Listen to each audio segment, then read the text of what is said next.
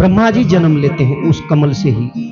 ब्रह्मा जी का जब जन्म हुआ, जन्म होते ही ब्रह्मा जी चारों तरफ देखने लगे, मुझे किसने बनाया है, किसने मुझे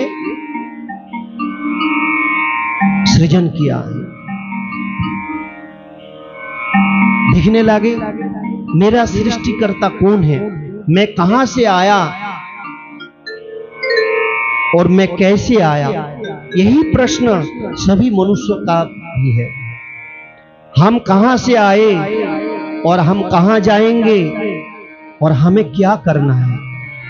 ब्रह्मा जी सोच रहे थे इस प्रकार कि मुझे क्या करना है, मेरा कर्तव्य क्या है।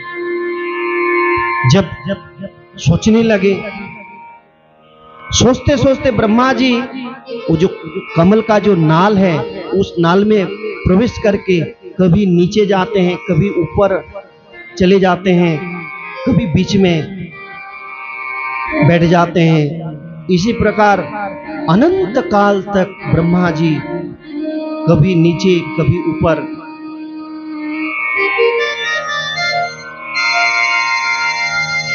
और सोचने लगे कि मैं कहां से आया और मेरा कर्तव्य क्या है और मुझे कहां जाना है। फिर ब्रह्मा जी दो शब्द को सुनते हैं। दो शब्द क्या है, त और प। ये त और प, ये त और प को जोड़ा एक साथ, फिर बन गया क्या, तप। तप अर्थात तपस्या। ब्रह्मा जी ने सोचा कि मुझे तपस्या करनी चाहिए। तपस्या बहुत जरूरी है, जीवन में तपस्या बहुत जरूरी है। ये जो हम भगवान की कथा श्रवण करने के लिए बैठे हुए हैं, भगवान की चर्चा करने के लिए जो बैठे हुए हैं हम लोग, ये भी भगवान की एक तपस्या ही है, ये भी तपस्या है। हम लोग भी अभी तपस्या में बैठे हुए हैं। ब्रह्मा जी तपस्या करते हैं, हजारों वर्षों तक ब्रह्मा जी तपस्या करते हैं। तपस्या करने के बाद ब्रह्मा जी क्या देखते हैं, भगवान का सुंदर धाम। भगवान का धाम जो है ब्रह्मा जी दर्शन करते हैं। भगवान के धाम जो है वहां दिव्य धाम है, वहां सब चतुर्भुज रूप में है और भगवान का नाम संकीर्तन करते हैं। फिर भगवान का दर्शन होते हैं। फिर भगवान का जब दर्शन मिलते हैं ब्रह्मा जी को, ब्रह्मा जी भगवान को प्रणाम करते हैं। नमामति देव पदारविंदम प्रपन्न तापो पशमात पत्रम यन्मूलकेता यतयो जसरु संसार दुखम बहिरुत्क्षिपन्ति।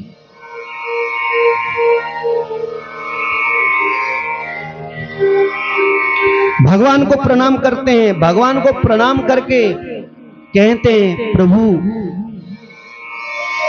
मैं क्या करूं, मेरा कर्तव्य क्या है। तब भगवान कहते हैं, हे ब्रह्मा तुम सृष्टि करो, तुम सृष्टि करो। बोले मैं सृष्टि करूं, अगर मैं सृष्टि करूंगा तो लोग मुझे ही सृष्टिकर्ता मान के बैठेंगे, मुझे ही सृष्टिकर्ता मानने लगेंगे, फिर मैं अभिमानी बन जाऊंगा, मेरे भीतर जो है अभिमान आ जाएगा।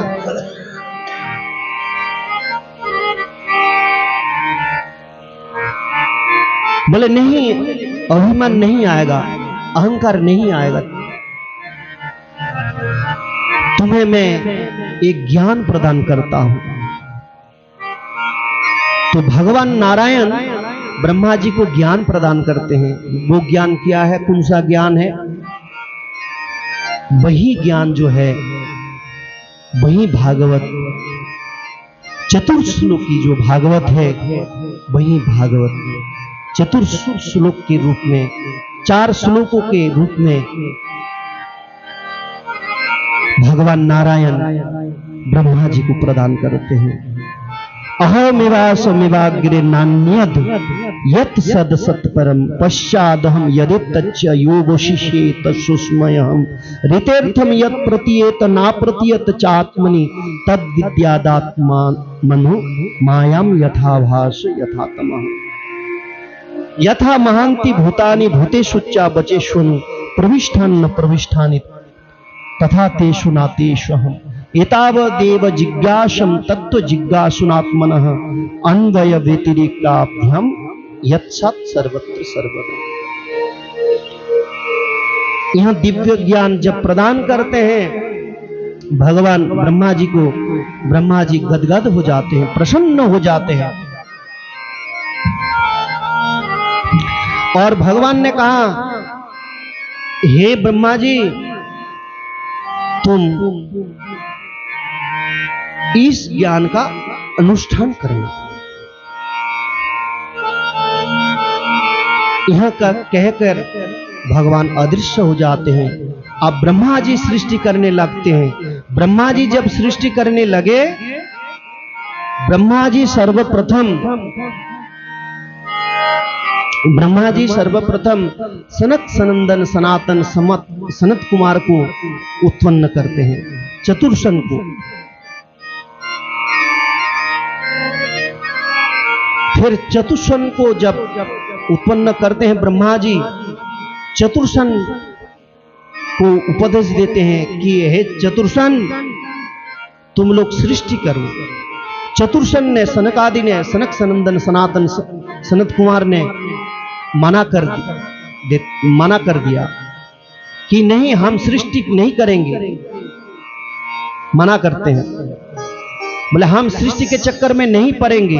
हम सृष्टि के चक्कर में इसलिए नहीं पड़ेंगे क्योंकि ये जो जन्म मिला है, ये जो दिव्य शरीर मिला है हमें, ये भजन के लिए ही मिला है, भगवान की तपस्या करने के लिए ही मिला है,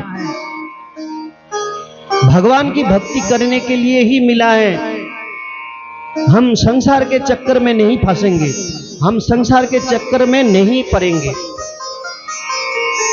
इस प्रकार जब मना करते हैं सनक सनंदन सनत कुमार, ब्रह्मा जी क्रोधित हो जाते हैं।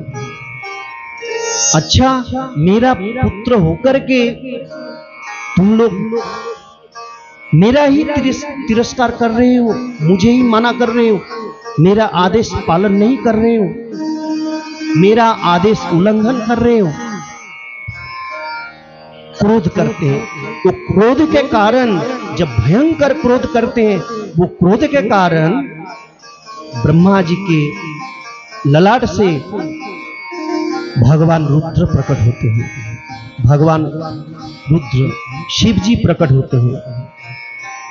बोलो शिव जी महाराज की जय, बोलो भक्तवत्सल भगवान की जय। शिव जी प्रकट होते हैं। अब शिव जी प्रकट होकर के रोने लगे, खूब रोने लगे। जब रोने लगे तब ब्रह्मा जी कहने लगे, अरे तुम रो मत, रुदन मत करो। तुम रुदन कर रहे हो, जन्म लेते ही रुदन कर रहे हो, रो रहे हो, तुम्हारा नाम रुद्र है। फिर भी नहीं माना, फिर रोने लगे। फिर ब्रह्मा जी ने 11 नाम देते हैं, रुद्र, शिव, महादेव आदि आदि नाम जो है। और रहने के लिए शिव जी को 11 स्थान भी देते हैं। और शिव जी के 11 पत्नियां हैं, 11 पत्नी हैं।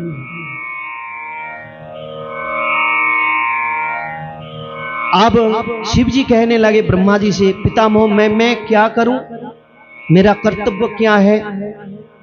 तब ब्रह्मा जी ने कहा कि पुत्र, बेटा, तुम सृष्टि करो। अब सृष्टि करने लगे शिव जी। शिव जी जब सृष्टि करने लगे, वो भूत प्रेत राक्षस सृष्टि करने लगे।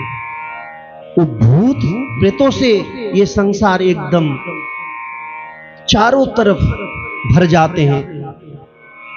अब ब्रह्मा जी जो इधर सृष्टि कर रहे थे, वो ब्रह्मा जी की जो सृष्टि है वो शिव जी की सृष्टि वो खा जाते हैं।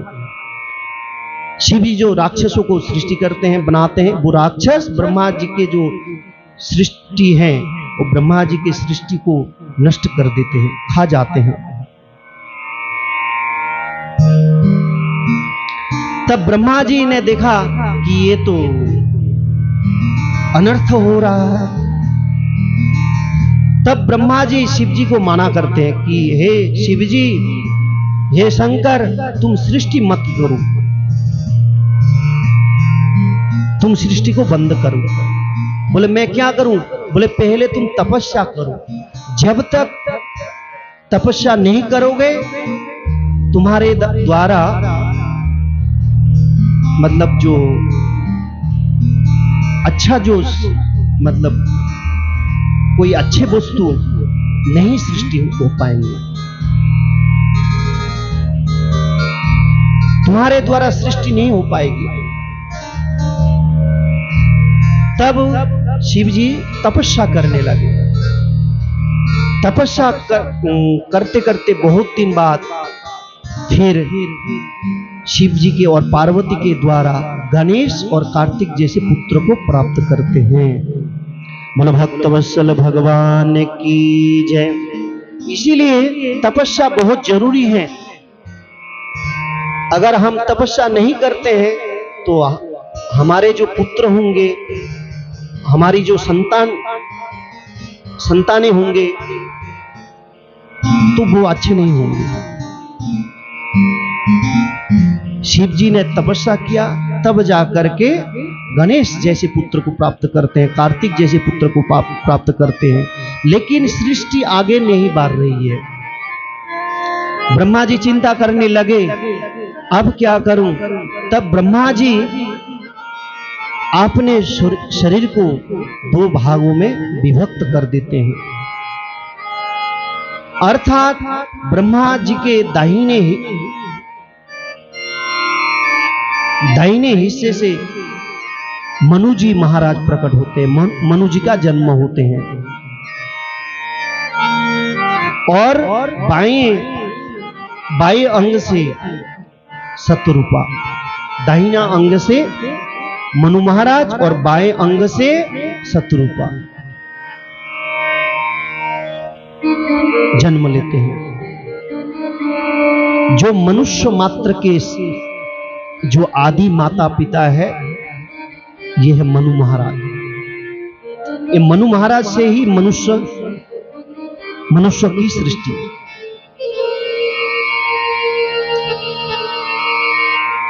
अब मनु महाराज ब्रह्मा जी की सुंदर स्तुति करते हैं, फिर कहते हैं कि हे पितामह, अब मैं क्या करूं, मेरा कर्तव्य क्या है। जब इस प्रकार कहने लगे मनु महाराज, तब ब्रह्मा जी कहते हैं, हे मनु, हे पुत्र, तुम मानव सृष्टि करो, तुम मानव सृष्टि करो। बोले मैं मानव सृष्टि करूंगा तो सृष्टि रहने के लिए, सृष्टि को रखने के लिए यहां तो जगह ही नहीं है, क्योंकि इस पृथ्वी को हिरण्यकशिपु के जो छोटे भाई है, हिरण्यकशिपु का जो छोटा भाई है हिरण्याक्ष, वो हिरण्याक्ष महाबलवान बहुत बड़ा दैत्य था, राक्षस था। वो हिरण्याक्ष दैत्य इस पृथ्वी को रसातल में ले जाकर के रखा था, चुरा करके रसातल में ले गया था। ये पृथ्वी तो जलमग्न है।